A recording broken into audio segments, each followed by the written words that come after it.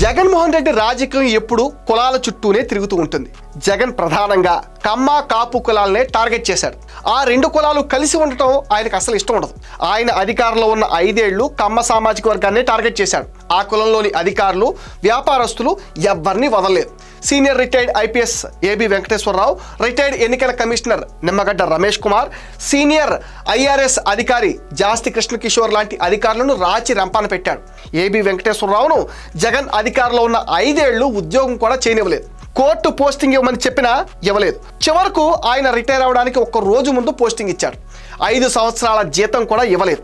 ఇక నిమ్మగడ్డ రమేష్ గురించి అయితే జగన్ చాలా ఎక్స్ట్రాలు చేశాడు. ప్రెస్ మీట్ పెట్టి మరీ నిమ్మగడ్డ రమేష్ కులం గురించి మాట్లాడాడు. నిమ్మగడ్డ రమేష్ ఒక కమ్మ అధికారిని బాహాటంగా అన్నాడంటే జగన్ రెడ్డి మనస్తత్వం ఎలాంటిదో మనం అర్థం చేసుకోవచ్చు. సామాన్యంగా ముఖ్యమంత్రులు పబ్లిక్లో కులాల ప్రస్తావన తీసుకున్నారు.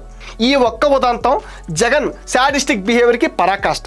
అధికారం పోయినా ఇంకా ఆ 2 కులాల మీద ఏమాత్రం కక్ష తీరలేదు. ఇంకా ఎక్కువైంది అంటున్నారు. ఎందుకంటే తాను 2024 ఎన్నికల్లో ఓడిపోవడానికి ఆ 2 కులాలే కారణమని జగన్ రెడ్డి భావిస్తున్నాడు. జగన్ రెడ్డి అప్పుడు కులం పేరుతో దూషిస్తే ఇప్పుడు అంతు చూస్తామని బెదిరిస్తున్నాడు. ఇక్కడ ప్రశ్న ఏంటంటే, కమ్మ వాళ్ళు ఏపీలో వ్యాపారాలు చేయకూడదా? వ్యాపారాలు చేస్తే అంతు చూస్తామని జగన్ బెదిరించడం ఏంటి? వైసీపీ తన అధికార సోషల్ మీడియా అకౌంట్ల ద్వారానే బెదిరింపులకు దిగుతున్న వైసీపీలో ఉన్న ఆ సామాజిక వర్గం నేతలు కనీసం స్పందించకపోవటం గమనార్హం. పీపీపీపీ విధానంలో ఆదోని మెడికల్ కాలేజ్ నిర్మాణానికి ముందుకొచ్చిన కిమ్స్ చైర్మన్ బొల్లినేని భాస్కర్ రావును కులం పేరుతో బెదిరిస్తూ వైసీపీ అధికార ట్విట్టర్ ఖాతాలో వార్నింగ్ ఇవ్వడాన్ని చూసి జనం ఆశ్చర్యపోయారు. ఇది అంత ఈజీగా తీసుకున్న వ్యవహారం అయితే కాదు. ఆల్రెడీ మెడికల్ కాలేజీలు పీపీపీపీ పద్ధతిలో తీసుకున్న వాళ్లను తన అధికారంలోకి వచ్చిన 2 నెలల్లో జైల్లో వేస్తానని జగన్ రెడ్డి వార్నింగ్ ఇచ్చాడు. ప్రభుత్వం కిమ్స్ వాళ్లకు జగన్ వార్నింగ్ ఇవ్వడాన్ని చాలా సీరియస్గా తీసుకోవాలి. కమ్మవారు కనుకే ప్రభుత్వం వాళ్లకు ఫేవర్ చేస్తుంది అని ఆరోపించడంలో వైసీపీ ఉద్దేశం ఏంటి?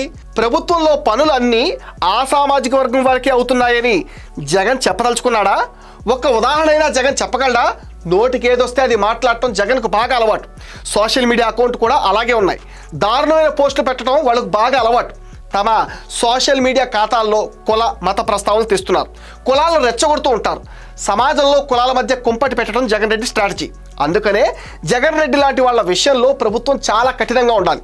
లేకపోతే ఏమైనా చేయగల ముదురులు వీళ్ళు.